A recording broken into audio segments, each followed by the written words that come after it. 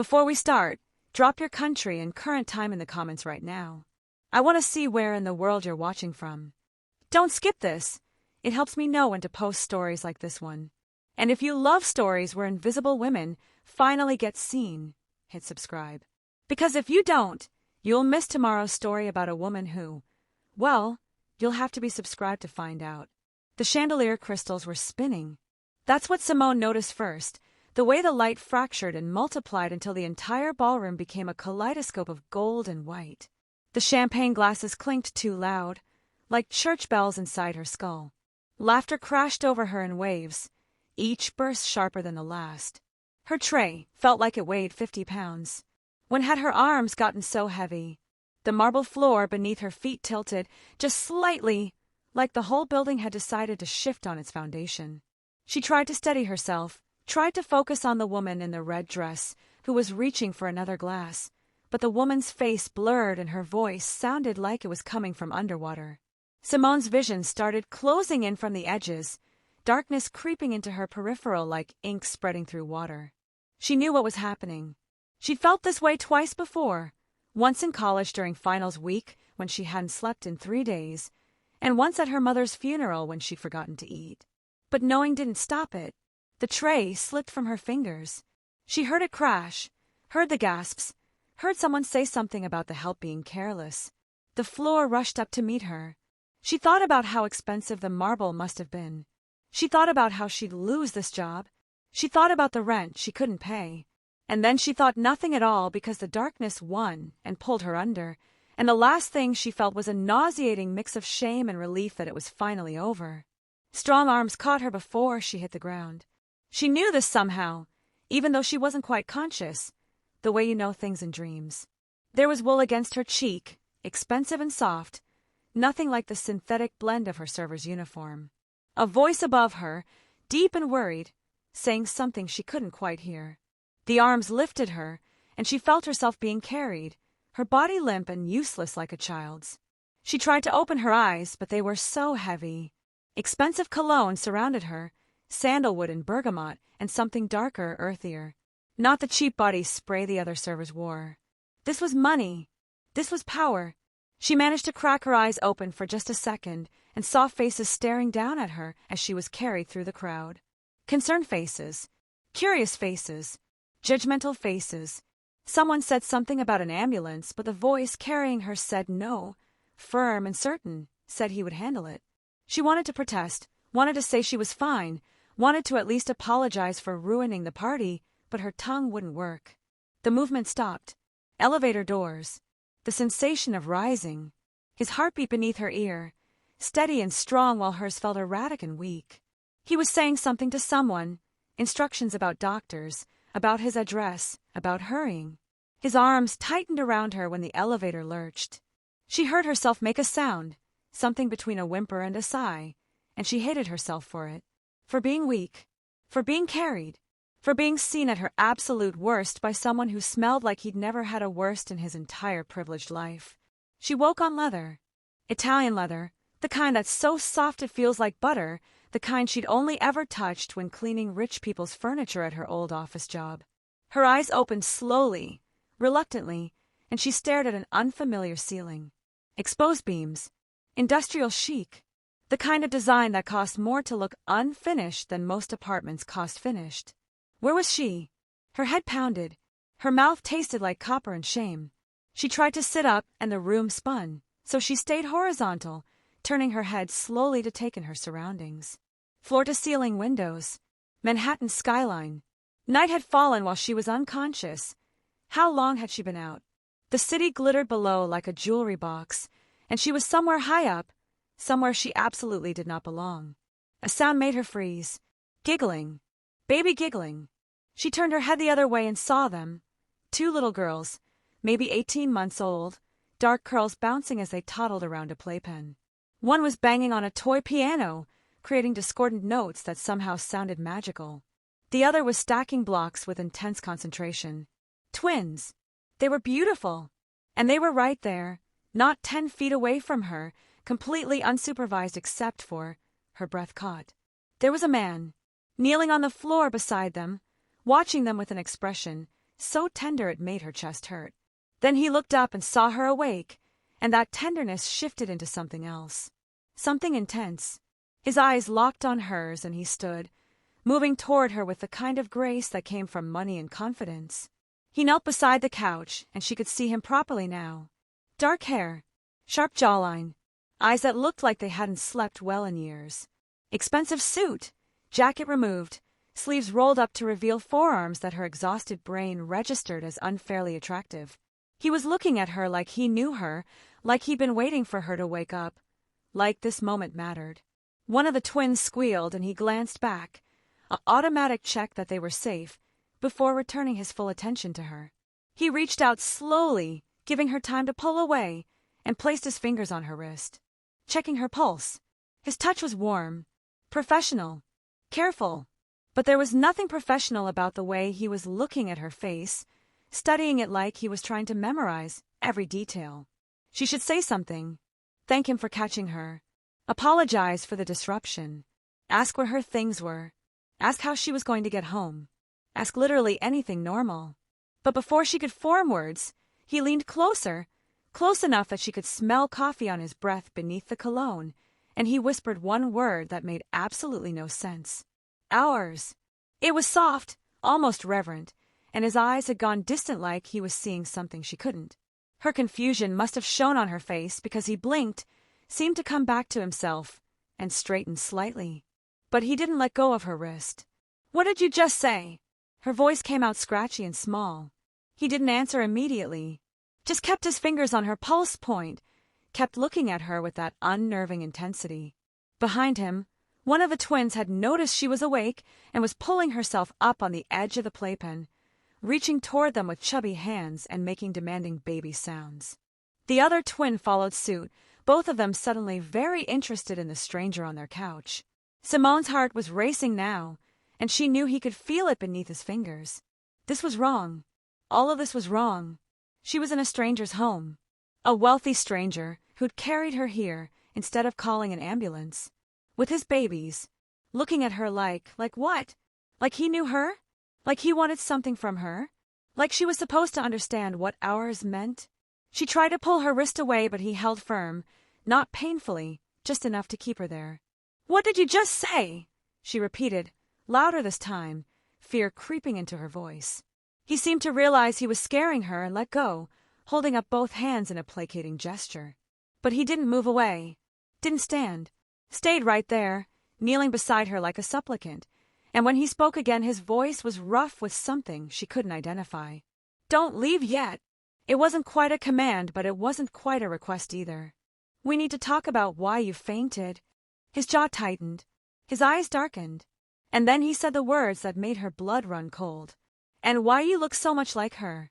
If your heart is racing right now, you better subscribe to Olivia the Storyteller, because this is just the beginning.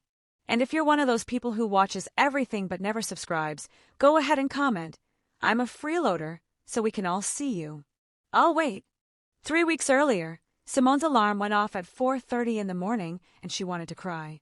She didn't, because crying took energy she didn't have, but the urge sat in her chest like a stone as she dragged herself out of bed in the dark. The apartment was freezing. She turned the heat down to save money, which meant she could see her breath as she pulled on the black pants and white shirt that had become her uniform for everything. Catering, serving, cleaning. It all required the same outfit, which saved her the trouble of deciding what to wear at least. Small mercies. She grabbed her coat and the protein bar that was supposed to be breakfast and headed out into the February cold, locking the door on an apartment that wouldn't be hers much longer if she didn't come up with 2 months' rent by the end of the week. The eviction notice was still taped to her door. She'd stopped taking it down. What was the point? The subway at 5 in the morning was a special kind of purgatory. Coffee stains on every surface. Sleeping commuters, slumped against windows and poles. The smell of unwashed bodies and stale air. Winter cold seeping through the metal doors every time they opened. Simone stood because sitting down meant she might fall asleep, and she had 3 jobs to get through today before she could collapse. She pulled out her phone and checked her bank account, a habit that had become compulsive and self-destructive. -$47. Overdraft fees stacking up like cordwood, medical bills and collections. Her mother's hospice care, eating through what little savings she'd had left after the divorce. David had made sure of that. Her ex-husband had been so good at making her believe she was the problem. That her exhaustion was laziness. That her sadness was manipulation. That wanting him to help with anything was asking too much. He'd isolated her from everyone who might have told her different, and by the time she'd finally left, she'd had nothing. No friends. No support system. Just debt and shame and her dying mother. The hospice center smelled like antiseptic and artificial flowers, and something underneath that she tried not to think about too hard. Her mother was asleep when Simone slipped into the room, machines beeping steadily, oxygen hissing, chest rising and falling in a rhythm that seemed more labored every day. The cancer had spread. Brain, lungs, bones. The doctors had stopped talking about treatment and started talking about comfort. Simone sat in the chair beside the bed and held her mother's hand, the skin papery and thin, and tried to memorize the feeling because soon there would be nothing left to hold. She stayed for 20 minutes. That's all she could afford before she had to leave for her first catering gig. She kissed her mother's forehead and whispered that she loved her, and her mother didn't wake up, and Simone told herself that was fine. That was a gift, even. Her mother needed rest more than she needed goodbyes. By the time she arrived at the Rothwell Charity Gala that evening, it was her fourth job in 18 hours and her feet were screaming inside her cheap shoes. The ballroom was obscene. Crystal chandeliers, throwing light like diamonds. A jazz quartet playing something smooth and expensive. Women in designer gowns that cost more than Simone made in a year. Men in tuxedos, laughing too loud, drinking too much, completely oblivious to the staff weaving between them with trays of champagne and hors d'oeuvres. Simone picked up her tray, felt the weight of it in her tired arms, felt the condensation from the glasses seeping into her skin, and became invisible. That's what good servers did. They disappeared, became furniture, anticipated needs without being noticed. She was good at it. She'd had a lot of practice at being invisible. She saw him across the ballroom about an hour into her shift. Tall, dark-haired, standing apart from the crowd like he'd rather be anywhere else. He was checking his phone, his jaw tight, his whole body radiating discomfort. A woman in a red dress kept touching his arm, leaning in too close, and he kept stepping away. Polite but firm. The woman didn't seem to notice, or didn't care. She was beautiful in that calculated way. Perfect hair, perfect makeup, perfect smile that didn't reach her eyes.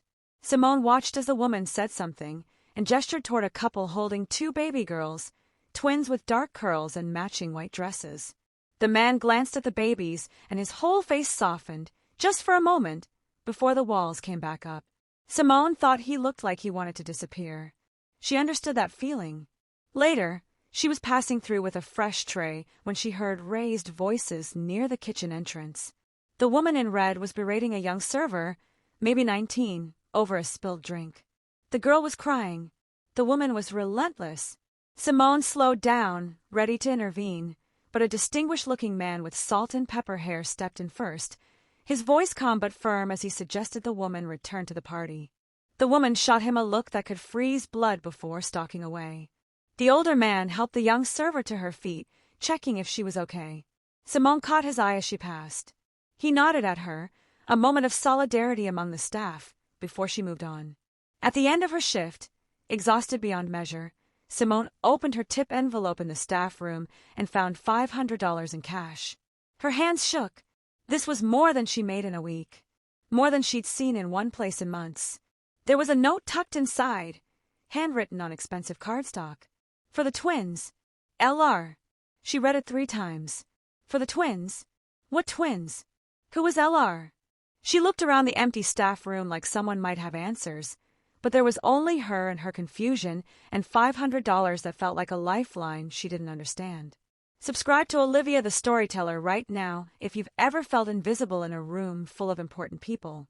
And if you don't subscribe, comment why you think you deserve free stories while others support the channel. Go ahead, I'm genuinely curious about your reasoning. Lucian Rothwell hadn't slept properly in 18 months. At 3 a.m, he sat in the nursery with Ruby in his arms, her small body warm against his chest as he rocked her through another bout of fussiness. The nightlight cast soft shadows across the room, across Iris sleeping peacefully in her crib, across the life he'd built alone in the aftermath of devastation. The penthouse was too quiet. It had always been too quiet since Celeste died. Too perfect, too controlled, too much like a museum and not enough like a home. But he didn't know how to fix that, so he just kept the twins' rooms full of color and noise and chaos while the rest of the space remained untouched. A shrine to a life that ended the moment his wife took her last breath. He'd been in a board meeting when it happened. That's what he couldn't forgive himself for. Celeste had gone into labor early, 8 weeks early, and he'd been presenting quarterly projections to investors who didn't matter and never would. By the time he got to the hospital, she was in surgery. Emergency C-section. Complications. The babies were so small, fighting for every breath in the NICU while Celeste fought for hers in another room. He'd had to choose where to be. He'd chosen the babies because Celeste had made him promise, had gripped his hand weeks earlier when they'd learned about the risks and said if anything happens, you save our daughters.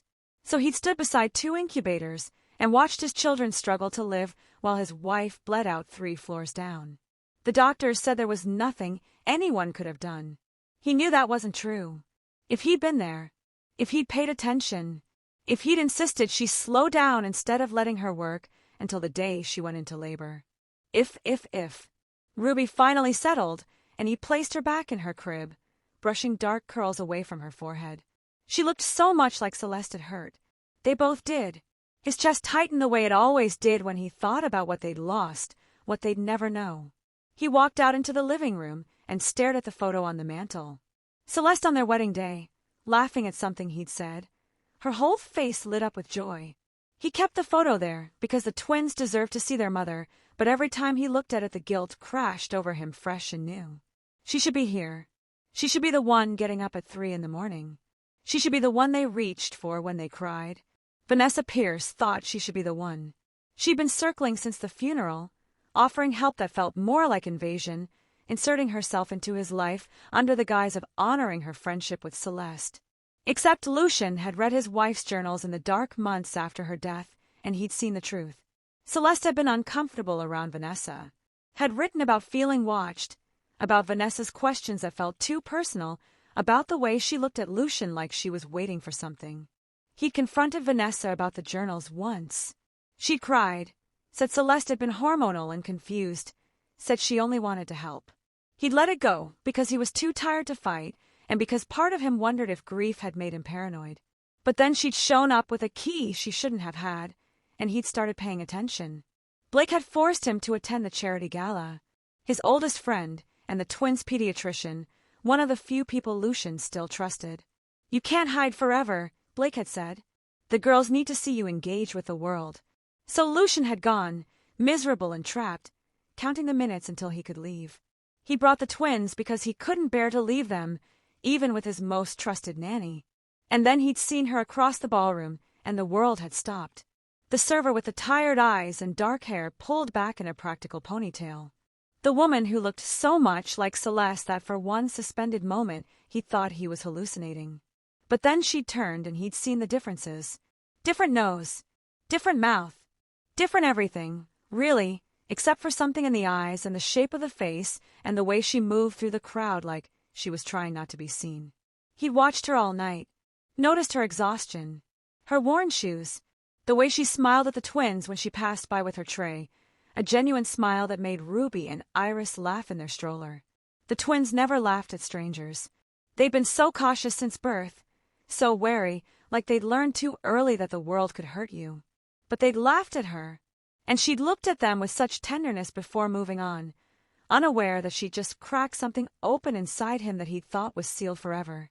He'd made an impulsive decision and left her $500 with a cryptic note that Blake later told him was crossing a line.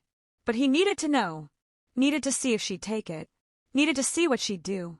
3 days before the gala where everything would change, Lucian sat in his office and stared at the background check his assistant had compiled on Simone Calloway. Divorced, mother dying of cancer, drowning in medical debt, working herself to death to keep her head above water. He could help. He had the resources. He'd already made arrangements to pay her mother's hospice bills anonymously.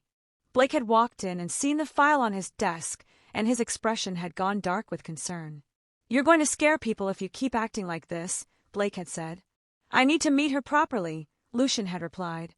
"I need to know if she could." He hadn't finished the thought. Couldn't finish it, because what he wanted felt like betrayal, and hope and desperation all tangled together. If you're getting obsessive billionaire vibes and you're here for it, subscribe to Olivia the Storyteller. And to everyone watching without subscribing, you know the algorithm is actively punishing you for that, right? YouTube literally won't show you the next part unless you hit that button. But sure, comment. I love missing out if you want. Her mother died on a Tuesday morning with winter sunlight streaming through the hospice window.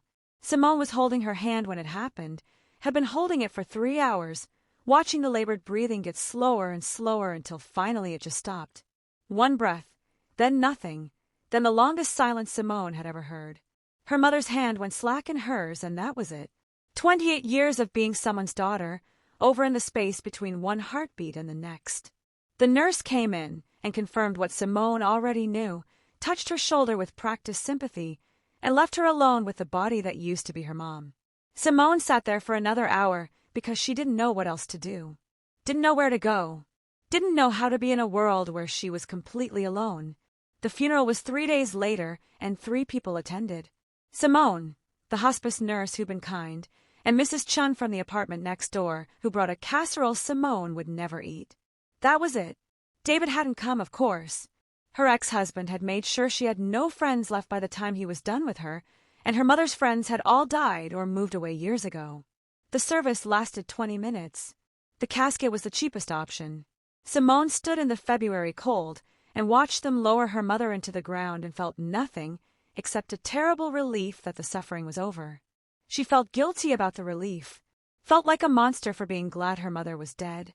But she was so tired of watching someone she loved waste away in pain, so tired of feeling helpless, so tired of everything. 2 days after the funeral, she got a call from the hospice billing department. There'd been a mistake, they said. Her mother's bills had been paid in full by an anonymous donor. All of them, every single cent of the $60,000 she'd been drowning under, gone.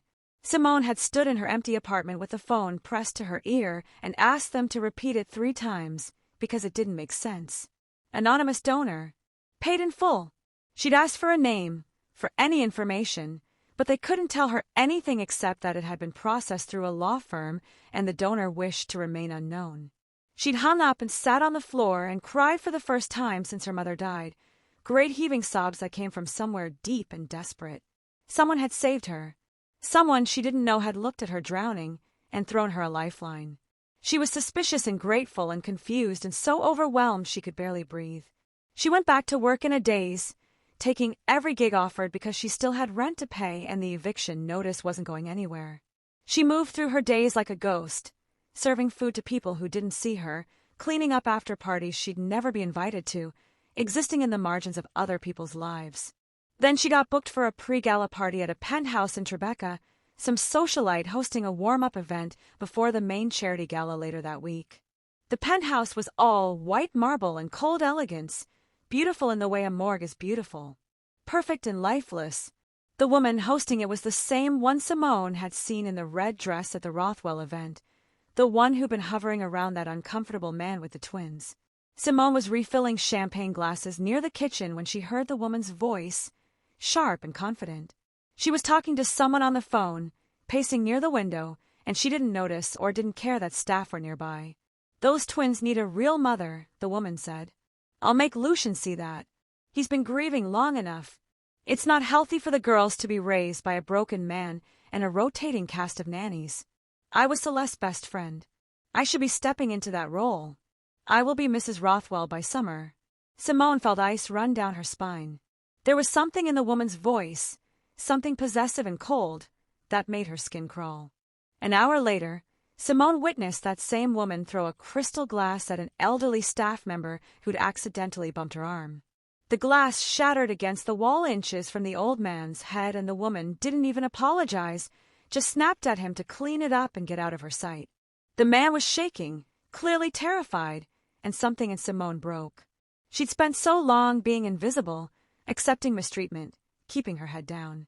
But watching this cruel woman, terrorized someone who reminded her of her own mother's generation, she couldn't stay quiet. "Excuse me," Simone said, her voice stronger than she felt. "That was completely inappropriate.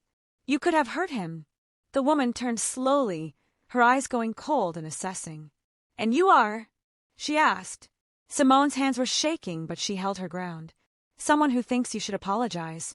The woman's smile was razor-sharp. "How noble! What's your name?" Simone told her, and immediately regretted it. The next day, Simone got a call from the catering company. They were letting her go. No explanation, no warning, just "Sorry, but we no longer require your services." She knew why.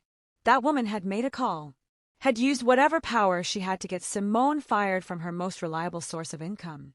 Simone sat in her apartment with the final eviction notice and the empty fridge and the crushing weight of knowing she destroyed herself by speaking up. She had $300 to her name and rent due in a week. She was going to end up on the street. Then her phone rang. A different catering company, last-minute gig. Someone had canceled. The Rothwell Charity Gala. Good pay. Black tie event. Could she start tomorrow? Simone said yes before she even processed the name. She needed the money too desperately to think about coincidences or connections. As she hung up, a wave of dizziness washed over her. She couldn't remember the last time she'd eaten. Couldn't remember the last time she'd slept more than 3 hours. Just get through this one more event, she told herself, gripping the counter until the room stopped spinning. Then you can rest. She didn't know she was about to collapse into the arms of a man who'd been watching her for weeks, who'd paid her mother's bills, who'd seen something in her that she couldn't see in herself. Subscribe to Olivia the Storyteller if you've ever had to keep going when you were running on empty. And if you're still not subscribed, comment, "I have commitment issues," so at least you're self-aware about it. The rest of us are subscribed and thriving, just saying. She was still staring at him, still trying to process what he just said about her looking like someone, when he finally moved back and gave her space to breathe. "You collapsed from exhaustion and dehydration," he said, his voice gentler now. "I had my doctor come immediately. Blake Henderson. He's been checking on you while you were unconscious."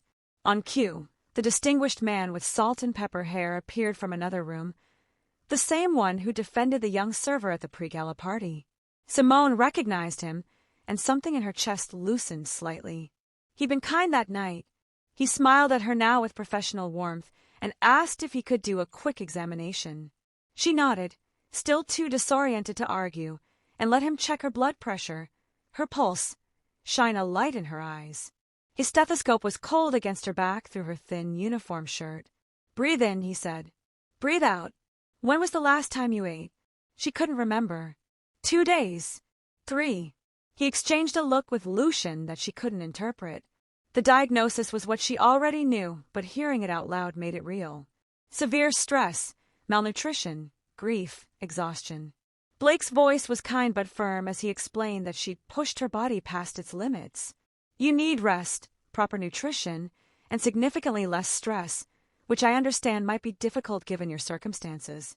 Lucian was watching her with an intensity that made her skin prickle. Not the way men usually looked at her, which was either not at all or with brief, dismissive assessment. This was different.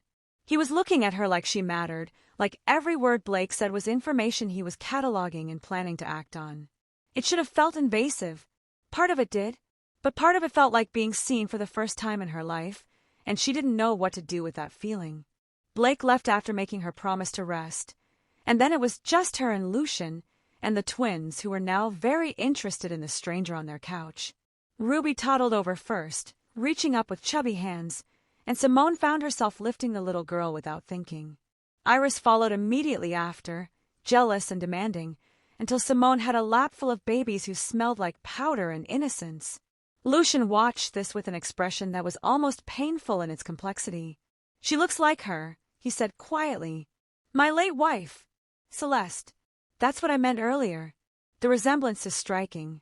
Simone looked at him over the twins' dark curls and saw the grief etched into every line of his face. "I'm sorry for your loss," she said, because what else could she say? He shook his head. "You look like her, but you're not her. I can see that now. I just needed to understand if I was seeing a ghost or a real person." "Are you real, Simone?" The question hung in the air between them, weighted with meaning she couldn't fully grasp. Before she could answer, the sound of a door opening made them both turn. Heels on marble. That aggressive perfume. Vanessa Pierce walked into the penthouse like she owned it, her keys still in her hand, her expression going cold when she saw Simone holding the twins. "What is this?" Her voice could have cut glass. Lucian stood immediately, positioning himself between Vanessa and the couch. "I told you to return your key."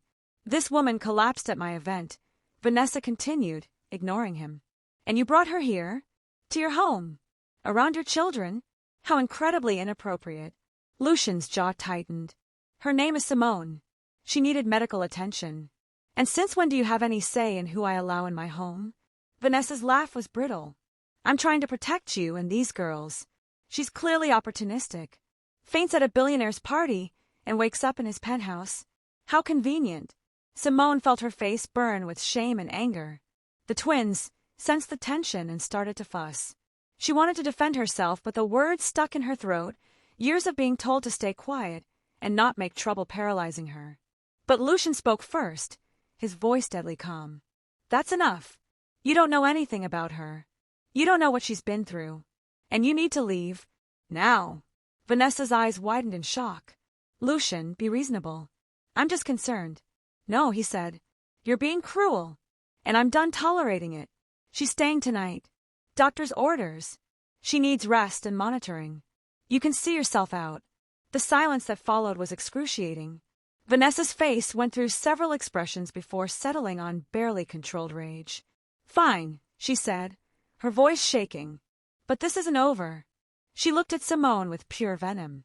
"You won't last. Whatever you think is happening here won't work." Then she turned and left, her heels echoing like gunshots as she stalked out. The door slammed hard enough to make the twins cry.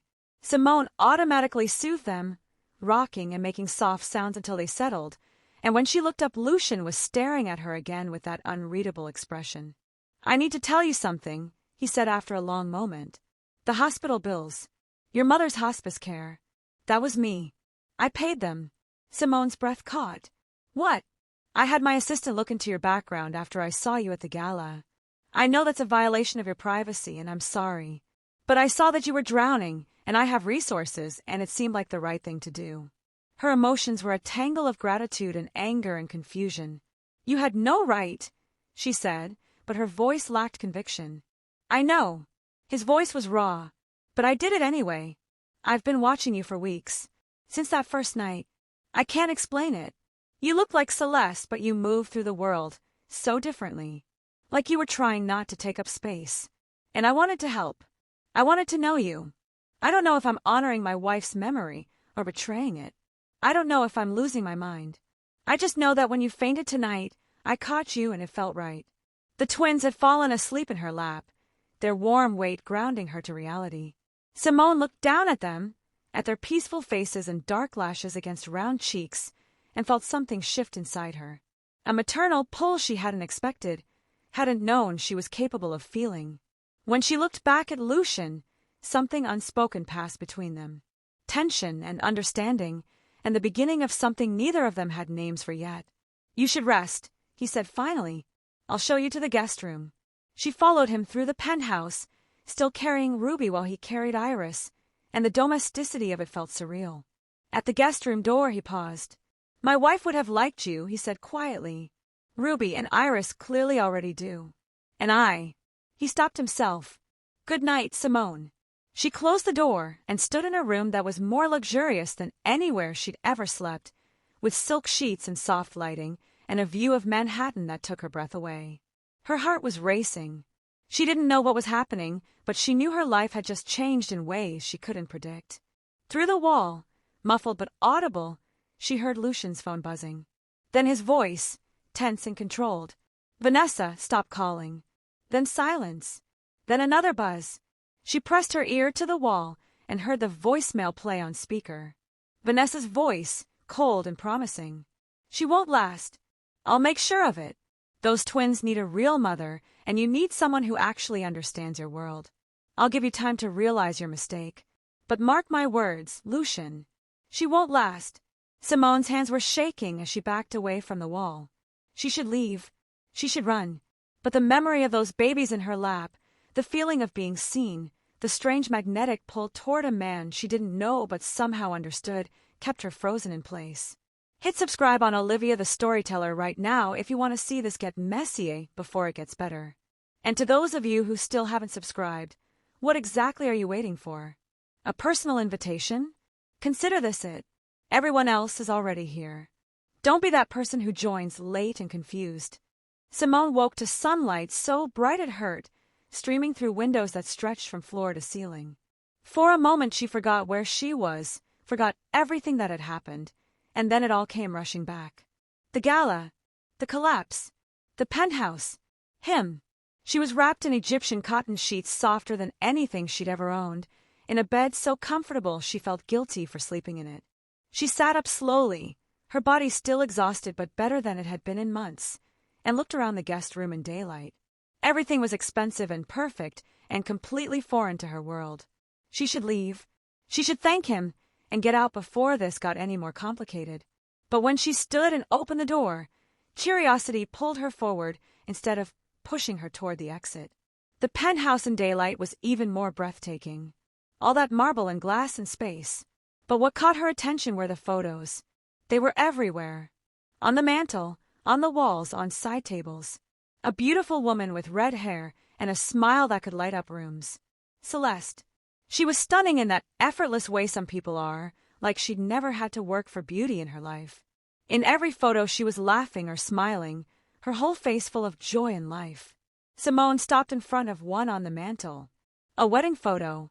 Celeste in a gorgeous dress, Lucian looking at her like she hung the moon. They looked so happy it hurt to see. Simone touched her own face, seeing her reflection in the glass of the frame. The resemblance was there, but she could see the differences now. Different coloring, different features, similar enough to be unsettling, but not identical. She wondered what it meant that he'd brought her here, what it meant that he'd been watching her. She heard sounds from down the hall and followed them to a nursery painted in soft yellows and grays. She stopped in the doorway, unnoticed, and watched Lucian with his daughters. He was on the floor in his pajama pants and a t-shirt, hair messy from sleep, building a tower of blocks with Ruby while Iris tried to knock it down. His laugh was genuine and warm, so different from the intense man she'd met last night. He was gentle with them, patient when Ruby got frustrated, playful when Iris demanded attention, completely present in a way that made Simone's chest ache. This was who he was when the walls came down. A father who loved his children with a fierceness that was almost tangible. She must have made a sound because he looked up and their eyes met, and something electric passed between them before he smiled. "Good morning. Did you sleep well?" Breakfast was surreal. Fresh coffee from a French press, real cream, pastries from some bakery that probably cost more per croissant than she used to spend on groceries for a week. The twins were in high chairs making a mess of their oatmeal while Lucian and Simone sat at the kitchen island in a scene so domestic it felt like playing house. He asked her questions about herself, and she answered carefully, still not sure what game they were playing or what he wanted from her. Then he said it. "I want to offer you a position. Nanny for the twins." She nearly choked on her coffee. "You don't know me," she said. He met her eyes steadily. "I know enough. I know you're kind. I know you're responsible. I know my daughters responded to you in a way they've never responded to anyone. They need someone like you. And frankly, you need the stability and income. This could work for both of us. Is this about my resemblance to your wife?" The question came out sharper than she intended. "Are you trying to replace her?" His jaw tightened. "No, I'm not trying to replace anyone. But I won't lie and say the resemblance didn't catch my attention initially. I'm self-aware enough to know that. But that's not why I'm offering you this job." His eyes told a different story, though. There was something desperate in them, something that suggested he wasn't entirely sure of his own motives. Before she could respond, the doorbell rang. Blake let himself in with a doctor's bag and a concerned expression. He pulled Lucian aside for a private conversation, but their voices carried into the kitchen. "You're using her as a band-aid for grief. She needs help. I can help. It's not complicated." "It's already complicated and you know it." Simone stood abruptly, decision made. This was too much. Too weird. Too tangled up in grief and guilt and things she didn't understand. I should go, she said, looking at the twins instead of at Lucian. Thank you for everything, but I can't do this. She moved toward the door, but Ruby started crying immediately, that heartbroken wail that only small children can produce. Then Iris joined in, both of them reaching for her with desperate hands. Simone's resolve cracked. She turned back and Lucian was there, too close, his voice low and urgent. 1 week trial. Full salary. Your own suite in the penthouse. No strings attached. If it doesn't work out, you leave with a generous severance. The amount he named made her knees weak. It was more than she'd made in 6 months at all her jobs combined. It was rent and food and breathing room and the chance to sleep in a real bed. Her pride wanted her to refuse. Her desperation knew she couldn't afford to. She heard herself say yes before she'd fully decided, and 20 minutes later she was sitting at his dining table with a contract in front of her. Her name in formal type, terms and conditions, salary and benefits that seemed obscene. Blake was watching her with concern, but also something like approval. Lucian was watching her with an intensity that made her hands shake as she picked up the pen. As she signed her name, committing herself to this strange new life, the sound of a door opening made everyone turn. Vanessa Pierce walked in like she owned the place, her eyes going immediately to the contract. So he's hired you? Her voice dripped with contempt. Interesting. Let me be clear, you're temporary. Staff. Nothing more. Those children need a real mother and it won't be you. She leaned in close enough that Simone could smell her aggressive perfume. And if you think you can replace Celeste, you're delusional. He's using you as a ghost he can touch. When he realizes you're nothing like her, you'll be gone. Something inside Simone snapped. Maybe it was the grief. Maybe it was the exhaustion. Maybe it was finally having something worth defending. She met Vanessa's eyes with steel she didn't know she possessed, and her voice came out strong and certain. Good thing I'm not trying to be anyone but myself. Subscribe to Olivia the Storyteller if you're screaming, yes, stand up to her, at your screen. And if you're not subscribed yet, seriously, what are you doing with your life? Comment, I make bad choices, so we can all understand what's happening here. The subscribed people are already getting notifications for tomorrow's part. That could be you. The first week passed in a blur of domesticity that felt like living someone else's life. Ruby and Iris attached themselves to Simone immediately, following her from room to room with their unsteady toddler gaits, reaching for her the moment she was in sight.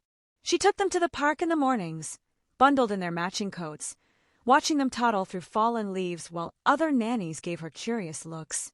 She fed them lunch with patience she didn't know she had, cleaned up the spectacular messes they made, gave them baths filled with lavender-scented bubbles and giggles that echoed off marble walls. At night she read them stories until their eyes grew heavy, and when she laid them in their cribs they reached for her with sleepy hands. Mama, Ruby said one evening, clear as day, and the room went silent. Simone froze. Lucian was standing in the doorway, and his face went through a series of emotions too fast to track. Pain, then acceptance, then something tender that made Simone's breath catch. It's okay, he said quietly. It's more than okay. He worked from home most days, his office door open, so he could hear if the twins needed him, and Simone felt his eyes on her constantly. Not creepy, just present. Watching her play with his daughters, watching her move through his space, watching her exist in a way that felt both comforting and unsettling. They had moments, small things, their hands brushing when they both reached for Iris at the same time. Lingering conversations in the kitchen after the twins were asleep. Shared glances across rooms that said things neither of them were ready to speak out loud. She was developing feelings, and she knew it was dangerous, but she couldn't seem to stop. Then she found Celeste's room. She'd been looking for extra blankets and opened the wrong door, and there it was, a shrine, everything untouched, preserved like a museum. The bed made with military precision, clothes still in the closet, a wedding dress in a garment bag, perfume bottles on the dresser, their scent faded but still present, dust particles floating in afternoon light that came through curtains that hadn't been drawn in over a year. Simone stood in the doorway, feeling like an intruder, feeling the weight of grief that still saturated the space. How could she compete with a memory this carefully preserved? How could she be anything but a poor substitute for perfection frozen in time? Vanessa's visits became more frequent and more hostile. She'd show up unannounced, using keys she kept somehow getting made, criticizing everything Simone did. The twins' schedule was wrong, their diet was inadequate, their clothing choices were inappropriate. "You're not their mother," Vanessa would say with a smile that didn't reach her eyes. "Your staff. Don't forget that." The household staff were divided on Simone. Some of them were warm, grateful that the twins seemed happier. Others were loyal to Vanessa, whispering when they thought Simone couldn't hear. "He's replacing his wife. Poor Celeste would be devastated. Using that girl as a substitute. It's disturbing." Simone tried not to let it get to her, but the doubt crept in anyway, settling into her bones like cold. Blake became an unexpected ally. He pulled her aside one afternoon while Lucian was in a meeting and explained what had really happened. Celeste's death had been traumatic. She'd gone into labor 8 weeks early while Lucian was at work. Emergency C-section. Massive complications. He'd had to choose where to be, and he'd chosen the babies because Celeste had made him promise. She died while he was standing beside the incubators, watching his daughters fight for life. He couldn't save any of them, Blake said, his voice heavy with old grief. But the twins survived and Celeste didn't, and he's carried that guilt every day since. "He's a good man, Simone, but he's broken. Don't let him break you too." That same day, Vanessa showed up and was particularly vicious, threatening to call child services and claim the environment was unsafe. After she left, Simone sat in the guest room, trying not to cry, trying to be quiet, but her shoulders shook anyway. She felt foolish for caring, foolish for hoping this could be something real. The door opened and Lucian was there, his face stricken. "What did she say to you?" Simone shook her head, but he sat beside her anyway, close enough that she could feel his warmth. "Talk to me." So she did. She told him about the doubts, the staff gossip, Vanessa's threats, her fear that she was just a ghost he could touch. When she finished, he was quiet for a long moment. Then he said, "I don't want to replace her. I want to survive losing her. There's a difference. You're not Celeste. You're Simone. And every day you're here, I remember what it feels like to want to be alive instead of just existing." The air between them changed, charged with electricity. He leaned closer.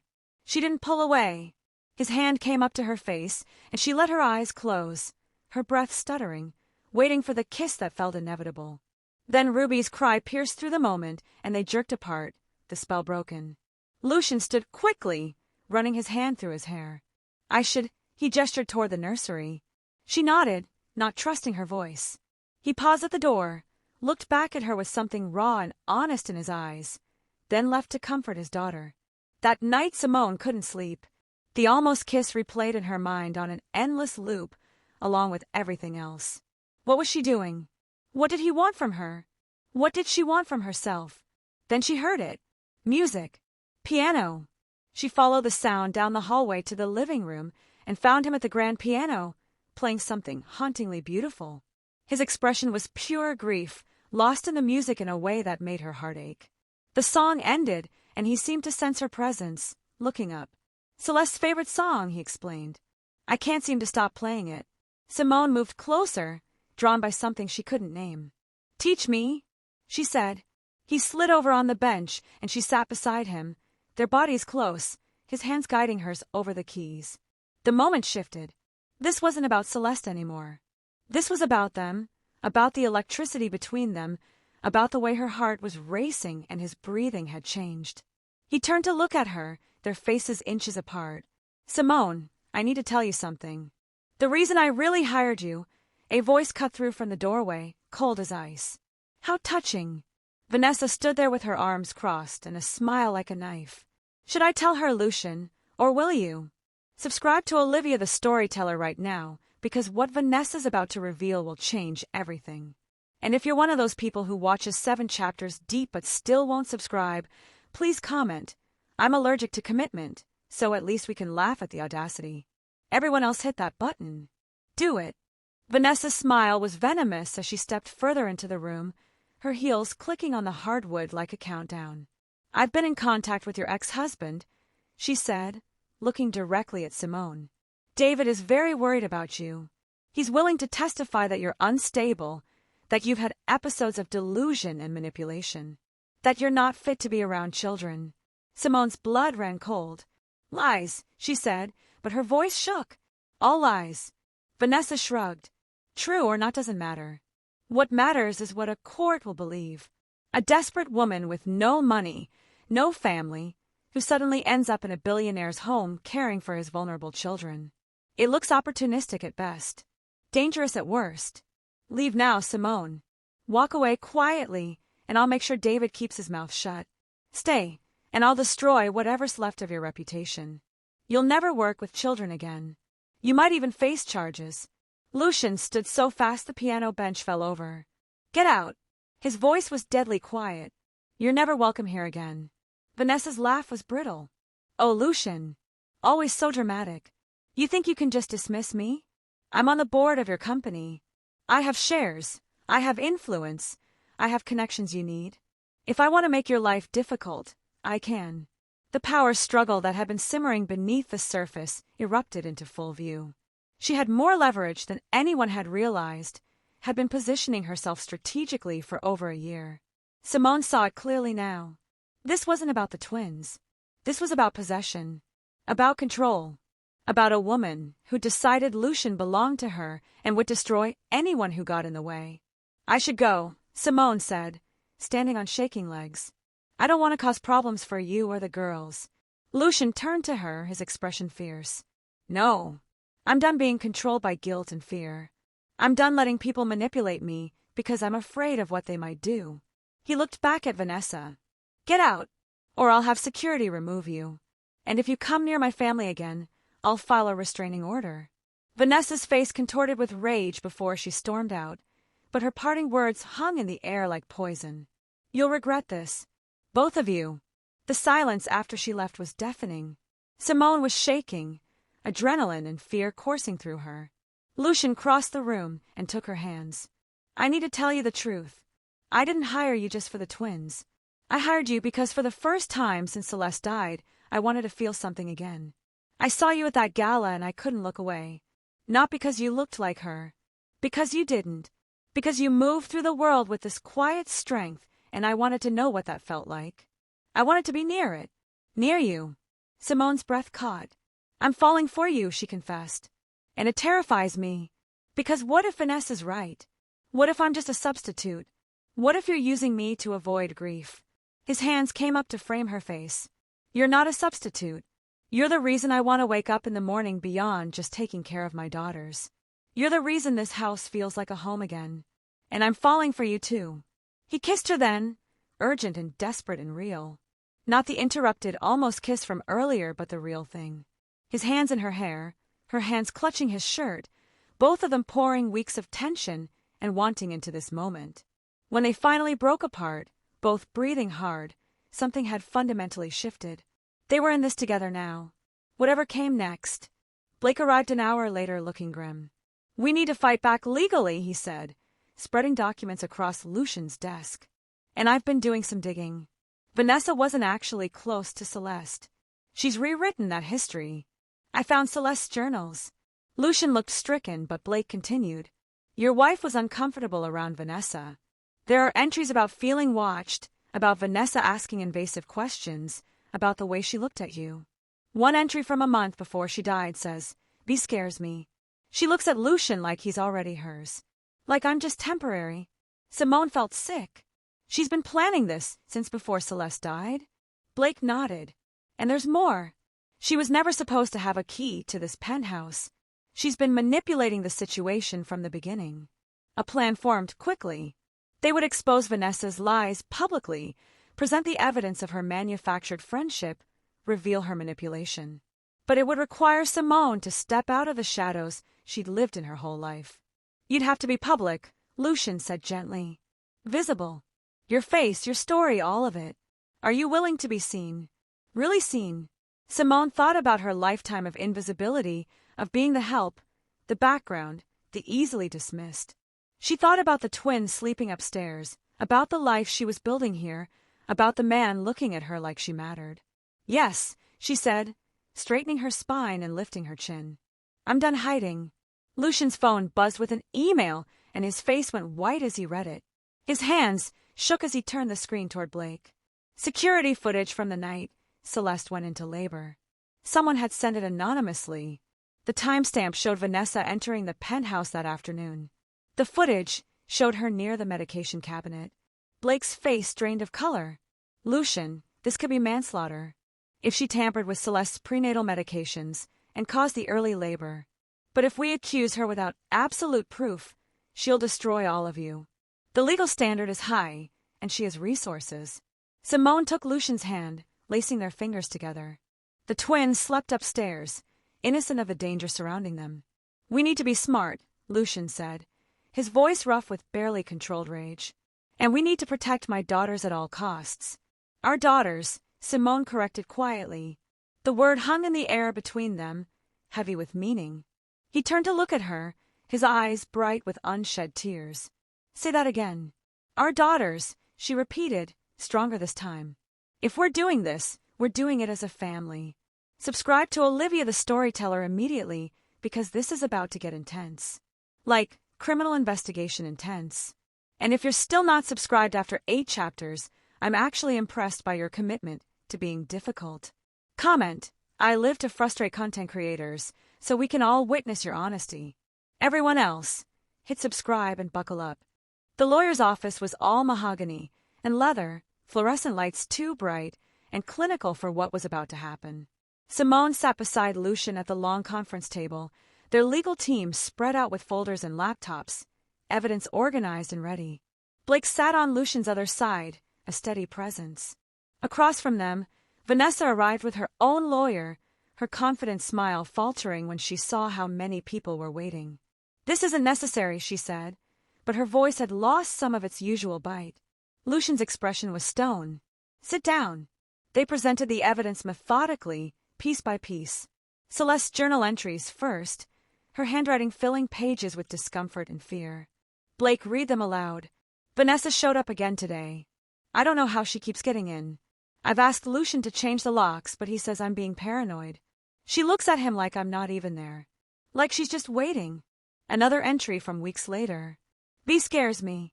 She looks at Lucian like he's already hers. Like I'm temporary. Vanessa's face went pale, but she held her composure. Those are taken out of context. Celeste was hormonal, confused. Then they showed the financial records. Proof that Vanessa had paid David, Simone's ex-husband, $5,000 2 weeks ago. For what?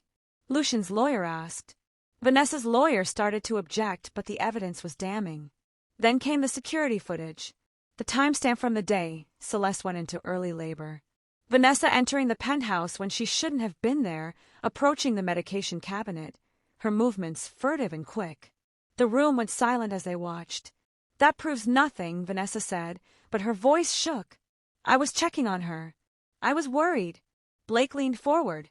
We had the remaining medications tested. Someone had replaced her prenatal vitamins with something that could induce contractions. And you're the only person besides Lucian who had access to that cabinet. Vanessa's confident facade cracked like glass. I loved him first. The words burst out of her, desperate and raw. Before Celeste, before any of this. We met at a conference. We talked for hours, and I thought he felt it too. But then she showed up, and he forgot I existed. She got everything. The wedding, the house, the perfect life. And I was just supposed to smile and pretend to be her friend? She was pregnant and glowing and had everything I wanted, and I wanted her to need me. I wanted him to see that I could take care of things. It was supposed to be a small complication. Just enough to make her labor start a little early. I didn't mean for her to die. The horror in the room was palpable. You killed my wife, Lucian said, his voice barely above a whisper. You murdered her. The legal team moved quickly. Criminal charges filed for manslaughter and evidence tampering. A restraining order issued immediately. Vanessa removed from the company board. Her shares seized pending investigation. Evidence turned over to the authorities. Her lawyer tried to negotiate, but there was nothing to negotiate. Vanessa sat there crying, but it wasn't remorse.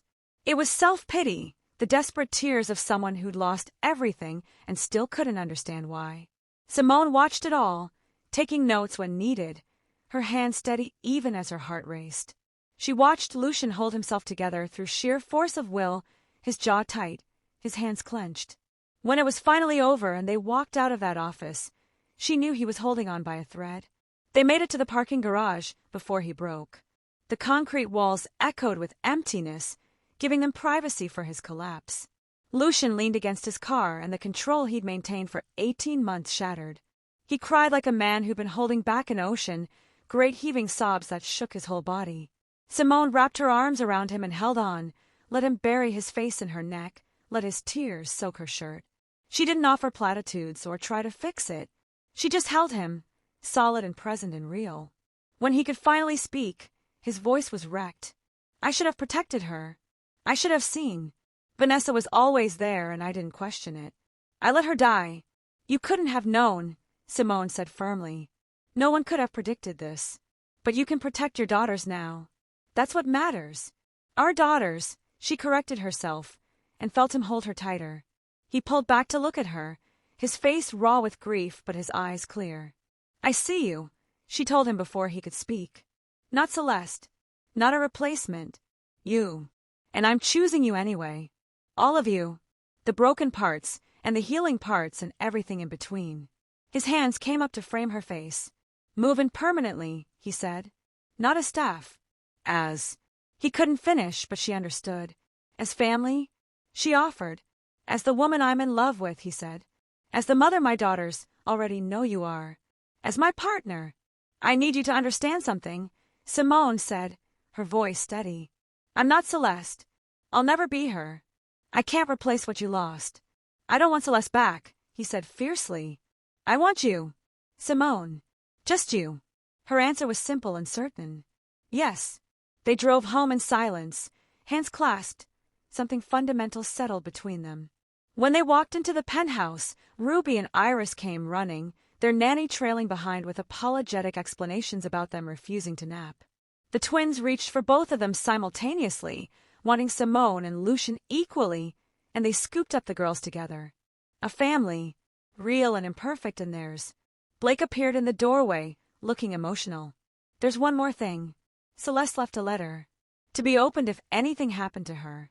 Her lawyer just found it in her safety deposit box. Lucian's hand tightened on Simone's. What does it say? Blake's smile was sad and sweet.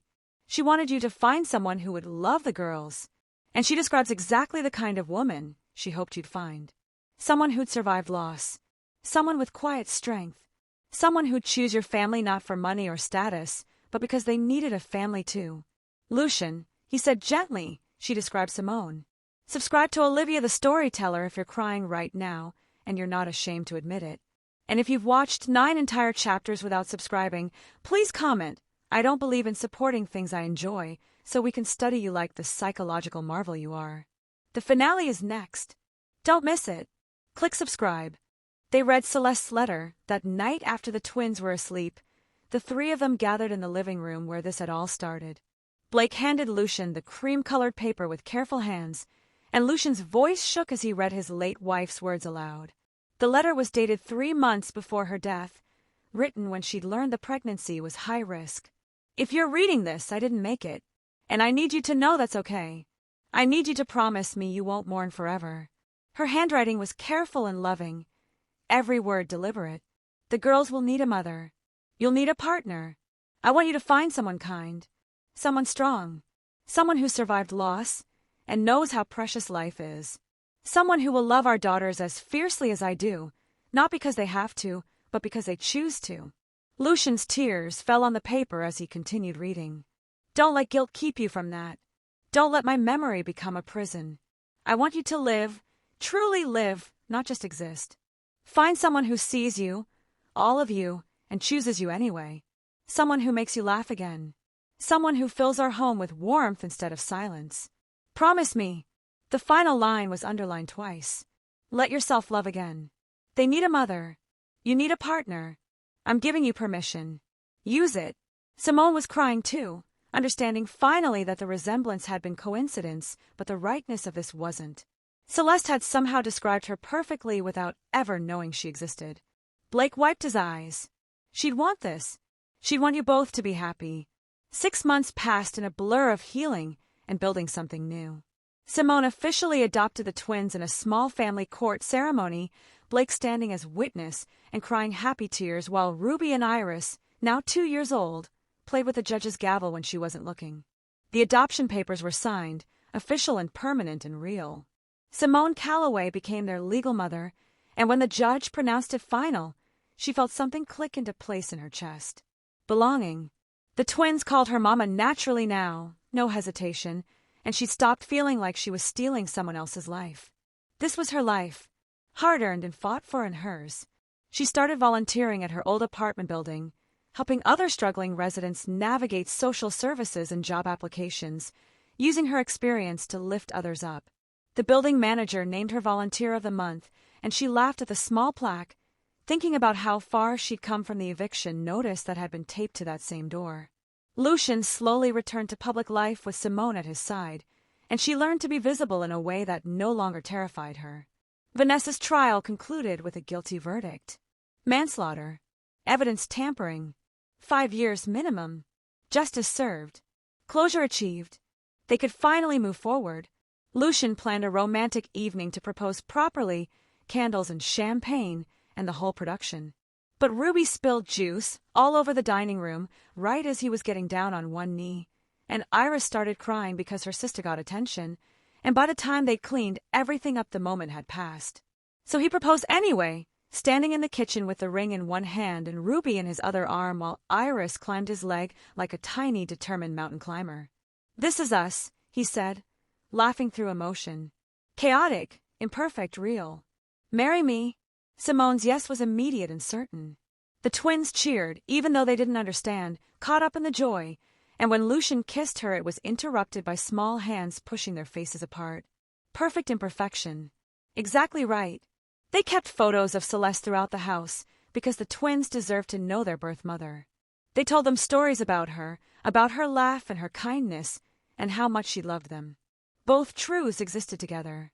Celeste had given them life, and Simone was raising them. Both women mattered. Both women loved them. The grief remained, but it no longer controlled them. It was just part of their story now, woven into the fabric of who they'd become.